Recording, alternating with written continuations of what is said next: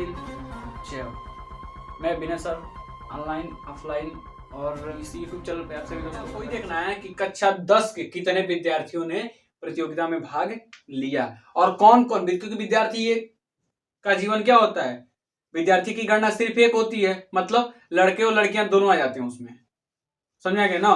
तो विद्यार्थी कौन कौन है, लड़के हैं और लड़कियां हैं। अगले में बोला है वो कि यदि लड़कियों की संख्या लड़कों की संख्या से क्या हो, 4 अधिक हो, समझा गया ना, ये बोला है। तो 4 अधिक का मतलब क्या, लड़की को x बनाओ और लड़के को y, और लड़की का मान अधिक करो, लड़के का कम करो, समझा गया ना ये प्रश्न का।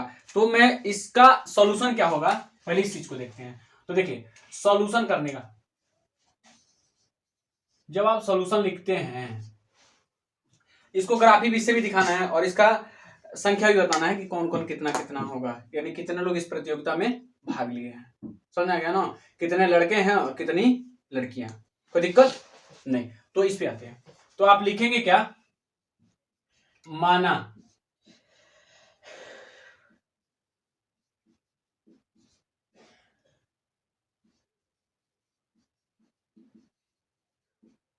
लड़कियों की संख्या कितना है, यक्स, कोई दिक्कत नहीं। अब अगला लड़कों की संख्या,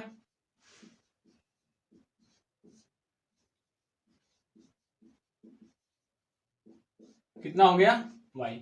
ये तो जब देखो विद्यार्थी केवल एक होते हैं, लड़के लड़कियां दोनों उसमें आ जाते हैं, ठीक है ना, जब विद्यार्थी की केवल बात करेगा। फिर बोला है उस प्रतियोगिता में टोटल लोग कितने हुए भाग लेने वाले, 10। तो आप लिखेंगे नीचे प्रश्नानुसार, प्रश्नानुसार यानी प्रश्न के अनुसार, इसका मतलब हुआ अकॉर्डिंग टू क्वेश्चन, ठीक है ना।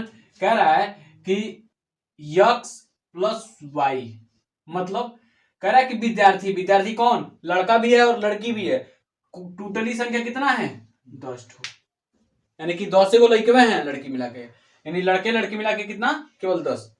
उसके बाद क्या कह रहा है, ये तुम्हारा हो जाएगा समीकरण 1, क्योंकि 2 चरेखाओं का रैखिक समीकरण बन के तैयार हो गया। अगला कह रहा है कि लड़कियों की संख्या, क्योंकि लड़कियों की संख्या x है, लड़कियों की संख्या x क्या है, अधिक है, किससे, लड़कों से, तो अधिक का मतलब है प्लस में रहेगा और है माइनस में, कितना, 4 को। ये हो गया समीकरण नंबर 2, ठीक है ना। अब लिखोगे पूरा हुआ सब सिस्टम आ जाएगा, समीकरण 1 से क्या, खंड वैल्यू ज्ञात करो,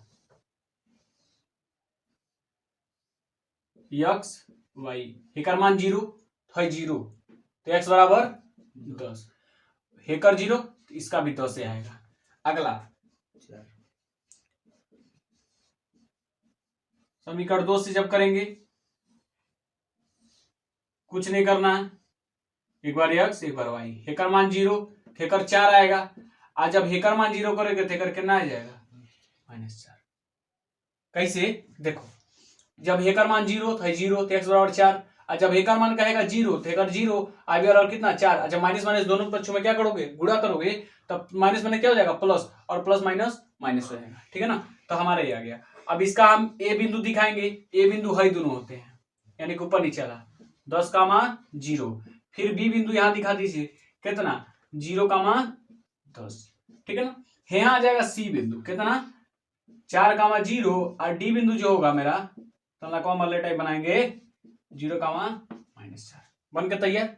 देखो इस 2 बिंदु से एक रेखा, इस 2 बिंदु से एक रेखा बनेगा, यानी कि एक समीकरण से 2 बिंदु, एक समीकरण से कितने रेखा बन सकते हैं, 2, ठीक। एक समीकरण से एक ही रेखा बनेगा, लेकिन 2 बिंदु बनेंगे, एक इस समीकरण से भी 2 बिंदु और एक रेखा, ठीक है ना। अब देखें ग्राफ खींचते हैं, देखो इसमें लड़के और लड़कियों की संख्या पूछा है, तो एक टेक्निक होता है, एक ट्रिक होता है कि हम कैसे लड़के और लड़कियों की संख्या ज्ञात कर सकते हैं, ठीक है ना। अब देखो कितना लेना है, 10 तक अधिकतम मान जाना चाहिए, इसमें सब जोड़ा जोड़ा आया है, ठीक है ना। तो 10 तक जाएगा मतलब 2 4 6 8 और 1 10, यहां ले लो 12, कोई दिक्कत नहीं, स्ट्राइट लिया जाता है, और नीचे आएगा।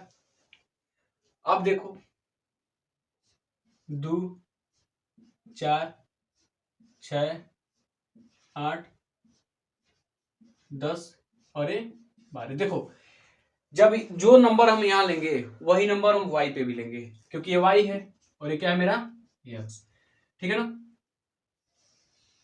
ये मेरा प्लस का वैल्यू है, ये माइनस, ये भी प्लस है और ये नीचे माइनस और इधर माइनस, ठीक है ना। तो अब करना क्या है, इतना लेने के बाद अब इसको हम रखना शुरू करेंगे, चलाना, यानी 2 4 6 8 10 पे चलेगा।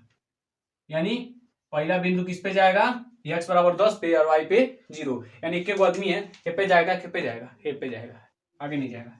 अगला हे पे 10 टू बी वाला जाएगा, कितना 0 कामा 10 और ये बराबर कितना हो जाएगा 0 कामा 10 कामा 0। अब इसको हम मिला देते हैं, ठीक है ना। हाँ मतलब इधर उधर मिल जा रहा है क्योंकि हमसे सही लाइन मिलेगा नहीं, दोनों मिला लेना, कोई दिक्कत।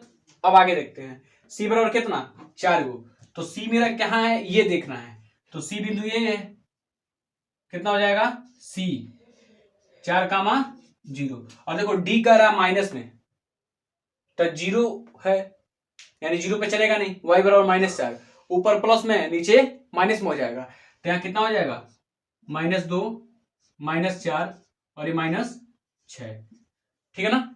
हम इससे मिला लेंगे, किससे 4 के हो जाएगा, इससे होगा ना, तो हम इसको ऐसे करके कहीं ना कहीं काट देगा, समझे ना। जब कहीं ना कहीं काटेगा, तुम इंच टेप से काटना, मतलब हम ऐसे किए तुम इंच टेप से, मतलब इंच टेप से लेके लाइन पूरा अच्छे से लाइन खींच लेना स्केल से, मतलब इंच टेप मतलब स्केल हो जाएगा, उससे आप लेके खींच लीजिएगा। देखिए जब आप खींचेंगे तो वैल्यू जहां प्रतिच्छेदित करेगा, क्योंकि हमारा इतने से मतलब था, लेकिन हमें कहीं ना कहीं जाके छेदना भी है ना, क्योंकि प्रच्छेदन का नियम का पालन कर रहा है। कैसे कर रहा है आप यही से देख सकते हैं, कितना 1 x a b c, समझा ना। यहाँ माइनस माइनस आता है, चाहे माइनस माइनस आए चाहे प्लस, यहाँ अगर माइनस थे जो माइनस, यहाँ प्लस थे प्लस, समझे, पिछले वीडियो में बताया था। अगला करना है यहाँ 1 यहाँ 1/1, फिर यहाँ 1 और यहाँ -1, तो 1 और -1, ठीक है ना। अब यहाँ देखो 10 है और यहाँ 4 है, अब बताओ कहाँ बराबर है, नहीं बराबर है गुरुदेव, यानी कि है तीनों मान आपस में बराबर नहीं है। तो जब तीनों मान आपस में बराबर नहीं है तो क्या हो जाएगा प्रतिच्छेदन, ऊपर ही देख लेना प्रतिच्छेदन है, प्रतिच्छेदित रेखाएं हैं, तो आपको करना क्या है, इस लाइन को यहीं तक नहीं मिलाना, पूरा अच्छे से जाकर कहीं ना कहीं इसको क्या करना है छेद देना है, ठीक है ना। जब छेदेंगे तो जहां मिलेगा वहां भी एक आपको एक बिंदु मिलेगा, क्या देखिए ये 7 पे जाके मिल रहा है कि नहीं मिल रहा है, मिला। और ये जब अच्छे से आप इंच टेप से खींचेंगे तो ये कहां जाके मिलेगा 3 पे जाके मिलेगा, समझा गया ना। ये मैं इधर तो लिया हूं बिंदु, तो हमारे लिए मान लीजिए ये 4 है और ये मेरा कहीं ना कहीं आके क्या होता है 3 पे मिलेगा, तो जहां प्रतिच्छेदित करेगा वहां भी एक बिंदु बनेगा, यानी कितना x कहां तक जाके छेदा है, यानी यहां से लेकर यहां जाके क्या किया इसको छेद दिया है, यानी प्रतिच्छेदित कर दिया है, काटा है, मतलब कितने बिंदु पे काटा है जाके 7 और यहाँ 3, तो 30 नहीं, कितना हो जाएगा 7,3 हुआ ना।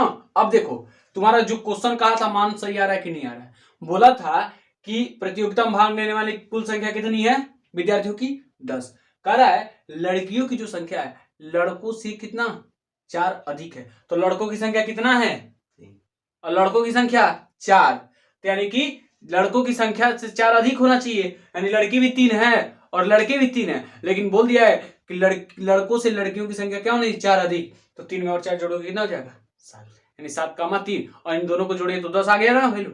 अब देखो इन दोनों वैल्यू को रखो इसमें, अगर मान सही आया तो समझ लो तुम्हारा आंसर सही है, नहीं तो गलत है। यहाँ वैल्यू पुट कर दो, कितना 7 + 3 बराबर कितना 10, यानी कि 10 बराबर 10 आया, यानी जब दोनों तरफ का मान बराबर आएगा वैल्यू लाने के बाद तो समझ लो हमारा मान सही है, वरना क्या है गलत।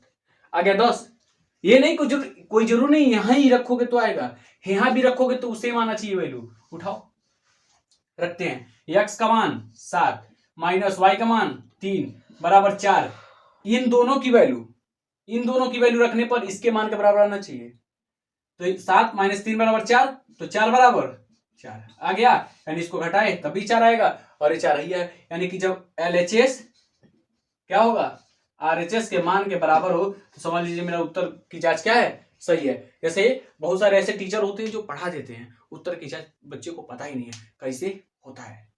उत्तर की जांच दिखा दिए ना कि सर जी मान लीजिए हमने तो भाई पता है कि मैं बोर्ड एग्जाम देने जा रहा हूं, जानते हो बोर्ड एग्जाम जब देने जाओगे तो तुम्हें पता होना चाहिए कि वहां उत्तरमाला है नहीं तुम्हारे पास।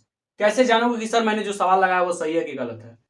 या तो तुम मतलब क्या होता है रटंत विद्या गठन बुद्धि, यानी खूब ज्यादा रट के गए, कहीं गलती से मिस्टेक हो गया तो गलती से मिस्टेक होता है, अगर गलती से मिस्टेक हो गया तो तब तो लेनी का देनी पड़ जाएगा ना, कट जाएगा सारा नंबर। इसलिए मेरा 7 और 3 जो वैल्यू आया क्वेश्चन के अकॉर्डिंग मिलाओ कि लड़कियों की संख्या कितना बोला है 4 अधिक, यानी कि 3 लड़के हैं, समझ में आया, यानी कि और 4 लड़कों की संख्या क्या है लड़कियों से कम है, लड़कों की संख्या कम है लड़कियों की अधिक है, तो ये 7 और ये 3 आ गया। अब इन दोनों वैल्यू को यहां रखो, रखने के बाद अगर रखने के बाद 10 आए तो सही है, रखने के बाद यदि 4 आता है तो सही है, वरना क्या है मेरा उत्तर मांगा गलत, यानी जो मेरा वैल्यू है वो गलत है। ग्राफी भी समझ में आ गया, बिंदु ज्ञात हो गया, लड़के और लड़कियों की संख्या पता चल गया। लिखोगे अब क्या लिखोगे, लिखोगे अतः, हाँ सब नहीं लिखने की जरूरत है, ये कहीं आप रफ कार पे ये वाली जो वैल्यू है कहीं रफ कार पे आप लिख दीजिएगा, कहीं देख लीजिएगा उत्तर की जांच करने के बाद। अब लिखिए, अब लिखेंगे अतः क्या लड़कियों की संख्या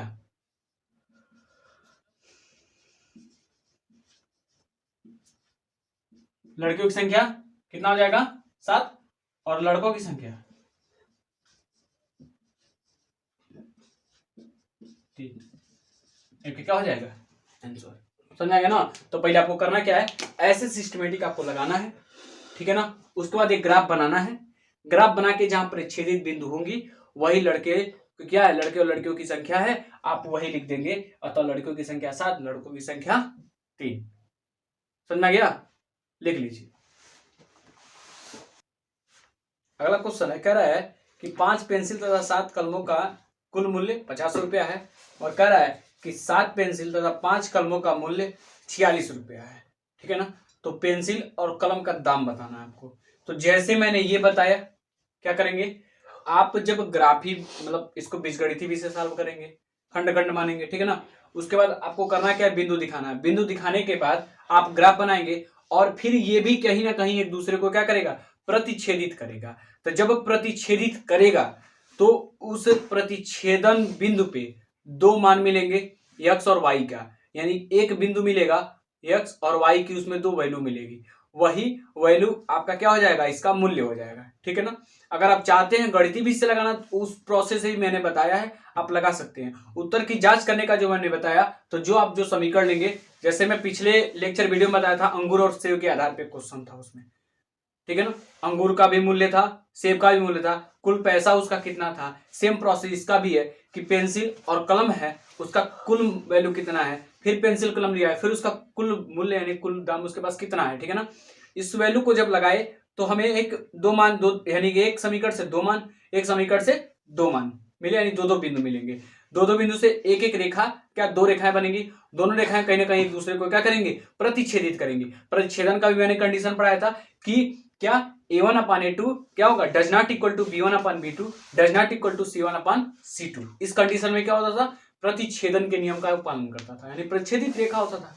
तो आप कहीं किनारे उस समीकरण को जब आप वैल्यू रखिएगा तो कहीं किनारे आप उसको देख लीजिएगा a1a2 b1b2 c1c2 आप मान के लगाइएगा और देख लीजिएगा पहले ऊपर मिला लीजिएगा प्रतिच्छेदित कर रहा है कि नहीं करेगा तो आप जब ग्राफ खाचेंगे, जैसे मैंने अभी इससे पहले जो वीडियो मतलब क्वेश्चन था मैंने ग्राफ खाचा, तो ग्राफ खाची तो क्या -4 से +4 तक गया था ना, तो जब -4 से +4 तक 4 से -4 तक गया था तो अब देखे थे उतना ही वैल्यू लेते तो कहाँ के प्रतिच्छेद करता नहीं करता। मैंने क्या किया था a1a2 और b1b2 c1c2 की वैल्यू लेके क्या किया मैंने दिखाया कि प्रच्छेदित करा, तो हम उसको क्या किए और आगे बढ़ाए हैं, कहीं ना कहीं लाइन ले आके क्या किए हम मिलाएं, यानी एक दूसरे को इंटरसेक्ट किए हैं, यानी कि हम प्रच्छेदित किए हैं और जब प्रतिच्छेदन हुआ है तो हमारा क्या हो जाएगा वैल्यू आ गया, यानी कि ऐसे जाएगा, जाने के लिए ऐसे जाएगा क्योंकि ये लाइन है, मान लीजिए लाइन है और ये मेरा क्या है दूसरा लाइन है, तो कहीं ना कहीं जाके छेदेगा, तो उसको आप क्या करेंगे फॉलो कर सकते हैं।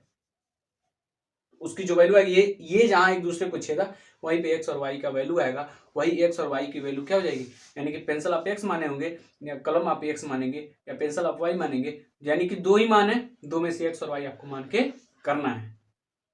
समझ आ गया ना? ठीक है, आगे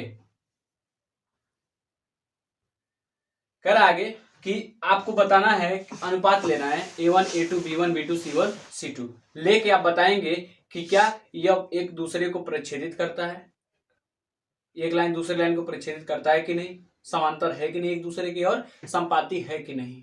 आपको तीनों रेखाएं आपको किसके माध्यम से बताना है, ग्राफी भी से नहीं करना है आपको, इसमें सीधे आपको बताना है A1 A2 B1 B2 C1 C2 की वैल्यू मान के दिखा के। समझ में आ गया ना? तो मैं दो क्वेश्चन बताता हूं, तीसरा आपको खुद करना है। तो दो क्वेश्चन पे आते हैं। पहला कह रहा है कि आप इसको जब सॉल्यूशन के दौरान करेंगे तो आप यही एक बार लिख दीजिएगा, दिया है, ठीक है ना। इसकी तुलना किससे कर दीजिएगा, समीकरण 1 से तुलना, यानी समीकरण 1 की तुलना किससे करेंगे, A1x plus B1y plus C1 बराबर 0 से करने पर,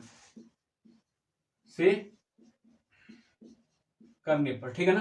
तो हमारा A1 का वैल्यू आएगा 5, B1 का वैल्यू जो आएगा -4 आएगा, और C1 का वैल्यू कितना आएगा 8। फिर लिखेंगे समीकरण 2 की तुलना, समीकरण 1 और समीकरण 2, समीकरण 1 और समीकरण 2 की जब तुलना करेंगे तो किससे करेंगे, A1 A2x plus B2y plus C2 बराबर 0 से करेंगे जब, तो हमें A2 का वैल्यू मिलेगा 7, B2 का वैल्यू मिलेगा 6 और C2 का जो वैल्यू मिलेगा -9, ठीक है ना। आप लिखेंगे क्या, आप अभी कुछ नहीं जानते हैं, आप A1 B1 C1 A2 B2 C2 बस जान रहे हैं, ठीक है ना। इसके आधार पे आप वैल्यू पुट कर दीजिए, ये लिखने की जरूरत नहीं है, आप वैल्यू पुट कर सकते हैं, ठीक है ना। A1 का मान कितना आया है, A1 का जो वैल्यू है कितना है 5/7, फिर आप -4/6, उसके बाद 8/-9, ये आपकी वैल्यू आई है। कुछ नहीं करना आपको इतना ही करना है कि एक दूसरे के बराबर है कि नहीं पहले लेना है। क्या करेंगे सर, ये इसके बराबर नहीं है, ये वैल्यू इसके बराबर है नहीं है, और ये वैल्यू इसके बराबर है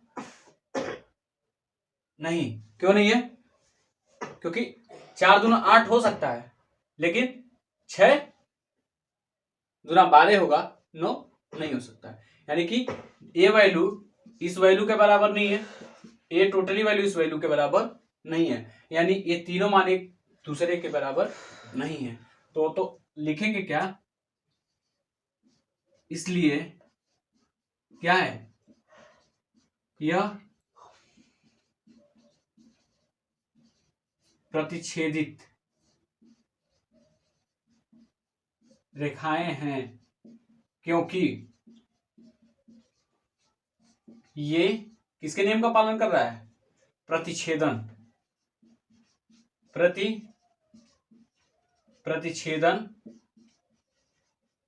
रेखाएं A1/A2 does not equal to B1/B2 does not equal to C1/C2 के नियम का क्या करते हैं, पालन करते हैं, ठीक है ना। आप दिखा सकते हैं नियम का क्या करता है, पालन करता है, यहाँ पे क्या हो जाएगा आंसर। समझ आ गया ना, आप दिखा दिए ना। इसलिए यह प्रच्छेदित रेखाएं हैं, क्योंकि ये प्रच्छेदन रेखाएं A1 A2 B1 B2 C1 C2 के नियम का पालन क्या कर रहा है, करता है, ठीक है। इसका भी सेम हुआ कंडीशन, क्या करेंगे, एक बार लिखेंगे, दिया है एक को समीकरण 1 मान लेंगे, एक है समीकरण 2, तो हम कहीं ना सोल्यूशन यही से डाल देते हैं। क्वेश्चन आपको समझ में आ ही गया होगा, दिया है कि एक बार ये लिख दिए, उसके बाद क्या करेंगे, तुलना कर दीजिए। समीकरण 1 की तुलना किससे करने पर, A1x plus B1y plus C1 बराबर 0 से, और समीकरण 2 की तुलना तुलना किससे करेंगे, a2x plus b2y plus c2 बराबर 0 से। हेकर देखिए अब भाई पूरा मनवा हेकर बराबर हो जाएगा, तो जब पूरा मनवा हेकर बराबर होगा तो a1 का मान कितना आएगा 9, ठीक है ना, और b1 का मान आएगा 3, और जो c1 का मान होगा हमारा 12 आएगा। अगला कर रहा है कि a2 का जो मान आएगा 18, b2 का जो मान आएगा वो 6 और c2 का जो मान आएगा 24, ठीक है ना।